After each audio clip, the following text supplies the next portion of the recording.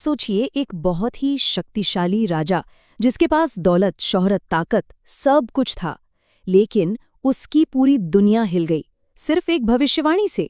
तो आज की ये कहानी उसी डर और उस डर के पीछे की सच्चाई के बारे में है। महाराज, आपके पास अब सिर्फ 3 महीने बचे हैं। बस एक दरबारी ज्योतिषी के इन चंद शब्दों ने एक हंसते खेलते शक्तिशाली साम्राज्य में उथल-पुथल की नींव रख दी। तो चलिए शुरू करते हैं कहानी का पहला हिस्सा, राजा की भयानक भविष्यवाणी। राजा तो जैसे सुन्न पड़ गया। सभा तो उसी दिन खत्म हो गई, लेकिन वो शब्द उसके जहन में गूंजते रहे और धीरे धीरे उसकी हर एक सोच पर हावी होने लगे। और देखिए, इस डर ने राजा को कितनी तेजी से अपनी गिरफ्त में ले लिया। पहले ही दिन उसने खाने को हाथ तक नहीं लगाया। दूसरे दिन तक वो पूरी तरह खामोशी में डूब गया। तीसरे दिन उसे अपना इतना बड़ा राजपाट सब कुछ बेकार लगने लगा। और चौथे दिन तो वो इतना कमजोर हो गया कि साफ साफ दिखने लगा था। यहाँ तक कि जो लोग राजा के सबसे करीब थे, यानी उसकी रानियां, वो भी उसकी कोई मदद नहीं कर पाईं। वो सब बेबसी से देख रही थीं और मन ही मन डर रही थीं कि इस तरह तो राजा 3 महीने तो क्या, शायद कुछ दिन भी न निकाल पाएं। उनकी हर कोशिश नाकाम हो रही थी। अब आता है कहानी का दूसरा हिस्सा, एक भविष्यवाणी से लकवाग्रस्त। यहाँ हम देखेंगे कि डर का असली जहर कैसे फैलता है। जब सारी उम्मीदें टूट गईं और रानियां भी हताश हो गईं, तो उन्होंने महामंत्री को बुलाया। अब उस पूरे राज्य का भविष्य सिर्फ उसी एक व्यक्ति के हाथों में था। जब मंत्री ने राजा से बात की, तो राजा के शब्दों से उसकी निराशा साफ झलक रही थी। उसने कहा, मेरे पास सिर्फ 3 महीने थे और देखो, अब तो उसमें से 4 दिन भी कम हो गए।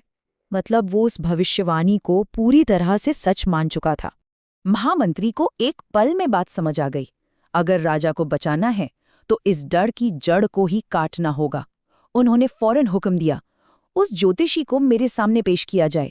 और यहीं से शुरू होता है कहानी का तीसरा और सबसे दिलचस्प हिस्सा, मंत्री का बड़ा दाव। अब होने वाला था सच्चाई से सामना। महामंत्री ने ज्योतिषी से सीधा सीधा सवाल किया, अच्छा ये बताओ, तुम्हारी अपनी गणना तुम्हारे बारे में क्या कहती है? तुम कब तक जियोगे?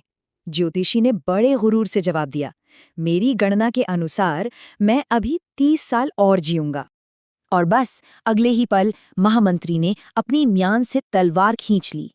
एक ही झटके में महामंत्री ने ज्योतिषी का सिर धड़ से अलग कर दिया और फिर राजा की तरफ मुड़कर सिर्फ एक सवाल पूछा, इसे तो 30 साल जीना था, तो फिर ये आज कैसे मर गया? इस एक सवाल ने उस ज्योतिषी के सारे ज्ञान और दावों की हवा निकाल दी। बस वही एक पल था।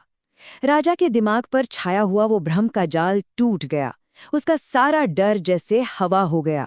उसे फौरन ये बात समझ में आ गई कि जिस आदमी की अपनी जिंदगी की भविष्यवाणी इतनी गलत निकली, उसके कही बात पर यकीन करना कितनी बड़ी बेवकूफ़ी थी।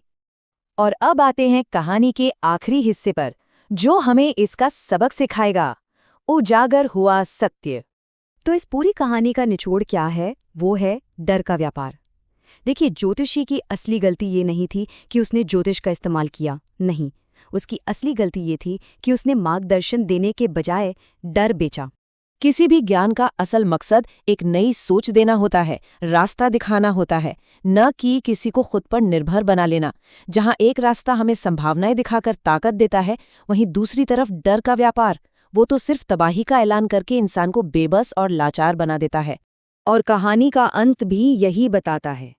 जैसे ही राजा का डर खत्म हुआ, उसकी जिंदगी वापस उसके अपने काबू में आ गई और वो सिर्फ 3 महीने नहीं, बल्कि कई सालों तक जिया।